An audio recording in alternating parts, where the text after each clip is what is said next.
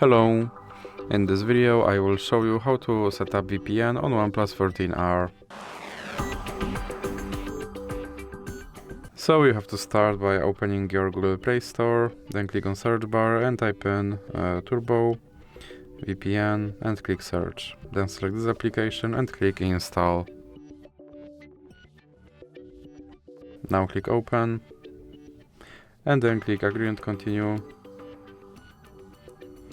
And now you can close this ad and click allow and click consent. Then click on this button to start your VPN and click allow. Now you can close this ad, and as you can see I'm connected to VPN in United States. So that's it for this video. If you liked it, please remember to leave like and subscribe.